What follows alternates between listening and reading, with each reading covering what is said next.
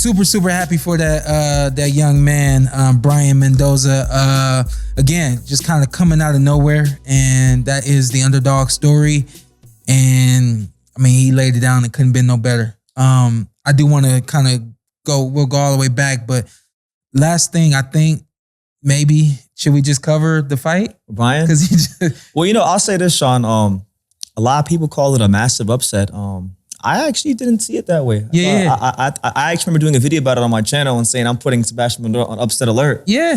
Just because I've seen the improvements of Brian, going to the Salas gym and seeing him in these fights. And I saw a guy that was like seriously determined. And I knew Fundora, even though he was big, he never really mastered how to use that long, lanky frame of his. So he was going to be there to be hit at some point in the fight. And Brian is definitely strong enough to hurt him. So I gave him a good chance. Yeah. I mean, and you had the view that most people don't have, which is why a lot of times they're like, no, there's no way. But you see a guy work. You see a guy put in the work. And you see everything that the guy's doing to get there. And you're like, well, no, this kid's got a shot. For me, obviously seeing him against Rosario, kind of put me on notice to who he was. I wasn't surprised to see him move around the ring and box the way that he was the way he was boxing. I'm not saying he was outboxing Fundora, but he was boxing relatively well, especially against a tall, rangy guy like Fundora. And it was kind of like he just was waiting his time.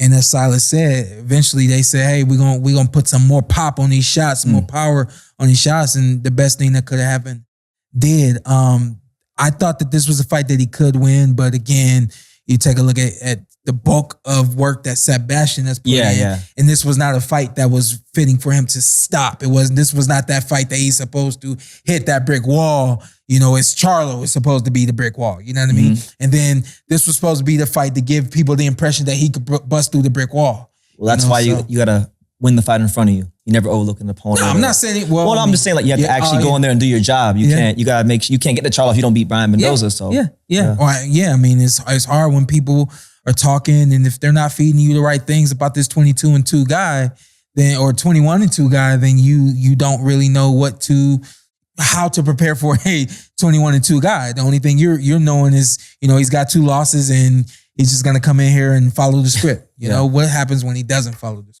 And I'm sure the reporters, the whole fight week, all they're asking him about is Charlo and Tim Zhu and the other names. I'll ask you this, Shawn, being a fighter, how do you deal with when you have a fighter, like, for example, like I know in your career, you fought like a guy like Adrian Granados, right, who wasn't an elite welterweight. How do you block out when the media is constantly feeding you questions about other fighters and still focus on the fight in front of you? I think it starts in the camp. You have to have a camp who's strong and focused, has that tunnel vision on what we're doing now. We all know the outside noise, but it's up to the camp to keep that fighter away from the outside noise, And I really don't think that it was outside noise that was a determining factor in terms of how Fundora performed the other night. I think Brian has a lot of power, and that left hook is a vicious punch to throw for someone who's coming down. He came down into the shot, And he was also throwing a hook of his own, So it just was like perfect timing. He was throwing a lot of uppercuts from way too far out too, so that was leaving him. That was it uppercut? Yes. It was uppercut. Okay. Yes, he was going for an uppercut. And then that opened him right up. The size. The other thing that kind of blew my mind was I saw Fundora sit up right around maybe 2 or 3. I mean, he sat up and it was like, and then he just stayed there, and I was like, wow. And it's exactly, because I couldn't figure it out. It's exactly what Brian just said. His heart responded, but physically, his body did not respond. Just switched off. Yeah. So it's like that, and that's how it happens when certain punches land. It's like that snap of the finger. It's like you're gone. I don't know about other people, but for me, it was like gone, right back. I mean, just like that, And so it looked like the same thing for Fundora. Even more interesting, the hook had him out. Then 2 more punches, like practically put him out. He hits his head once he hits the canvas. Hitting the canvas might even woke him up. Yeah, that's a concussion, Yeah.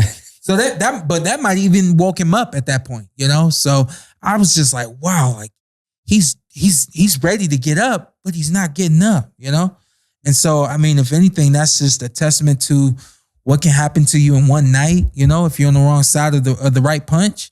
And then again, for Brian Mendoza, just speak to his power, Everybody talks about Charlo's power. You can't deny that man's power. But we got another man at 154 with some power.